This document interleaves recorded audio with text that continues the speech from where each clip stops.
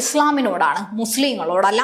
ഇന്ന് ഈ രാജ്യത്ത് ജീവിക്കുന്ന ബഹുഭൂരിപക്ഷം മുസ്ലിങ്ങൾക്കും കഴിഞ്ഞ 1000 വർഷങ്ങളായി നടക്കുന്ന ഇസ്ലാമിക അക്രമങ്ങളുമായി ഒരു ബന്ധവുമില്ല. അവരാരും അതിന് ഉത്തരം പറയേണ്ടവരുമല്ല. പക്ഷേ അങ്ങനെയല്ല ഇസ്ലാം. സോമനാഥ ക്ഷേത്രം ആക്രമിച്ച മുഹമ്മദ് ഗസ്നിയോട് അവിടുത്തെ പ്രതിഷ്ഠയെങ്കിലും നശിപ്പിക്കരുത് എന്ന് കരഞ്ഞ് കാലുപിടിച്ച് പകരം സ്വർണം തരാമെന്ന് പറഞ്ഞവരോട്, അന്ത്യദിനത്തിൽ അല്ലാഹു മഹ്മൂദ് എവിടെയെന്ന് ചോദിക്കുമ്പോൾ വിഗ്രഹങ്ങൾ വിറ്റവർ ഇതാ ഇവിടെയുണ്ട് എന്നതിന് പകരം വിഗ്രഹങ്ങളെ തകർത്തവർ ഇതാ ഇവിടെയുണ്ട് എന്ന് മറുപടി നൽകാൻ എനിക്ക് ആഗ്രഹമുണ്ട്. എന്ത് പറഞ്ഞാണ് സോമനാഥ വിഗ്രഹം തകർത്തത്? ടിപ്പുവും ഇത് തന്നെ ചെയ്തു. തളിപ്പറമ്പിൽ രാജരാജേശ്വര ക്ഷേത്രം തകർക്കരുത്, പകരം പണം തരാമെന്ന് എഴുതിയ ചിറക്കൽ രാജയ്ക്ക് ടിപ്പു കൊടുത്ത മറുപടിയും സമാനമായിരുന്നു. ലോകം മുഴുവൻ എനിക്ക് സമർപ്പിച്ചാലും ഹിന്ദു ക്ഷേത്രങ്ങൾ നശിപ്പിക്കുന്നതിൽ നിന്ന് ഞാൻ പിന്മാറില്ല എന്ന്.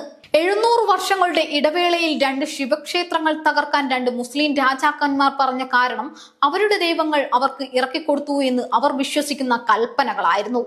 സോമനാഥനും രാജരാജേശ്വരനും എന്നത്തേതിലും പ്രൗഢിയോടെ നിൽക്കുന്നത് ഹിന്ദുക്കൾ അതിനെ അതിജീവിച്ചു എന്ന് തന്നെ കാണിക്കുന്നു.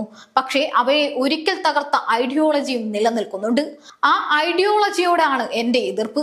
ഇന്നത്തെ ഏത് ഹിന്ദുവിനേക്കാളും ഈ ഐഡിയോളജിയുടെ വലിയ ഇര ഇവിടുത്തെ മുസ്ലിങ്ങളാണ്. അവരുടെ പിൻഗാമികളെയാണ് ടിപ്പുവും വാര്യംകുന്നനും ഒക്കെ കൊന്നതും മതം മാറ്റിയതും ബലാത്സംഗം ചെയ്തതും. ആ ഇരകളെ കളിയാക്കുന്നതിൽ ഒരു അർത്ഥവുമില്ല.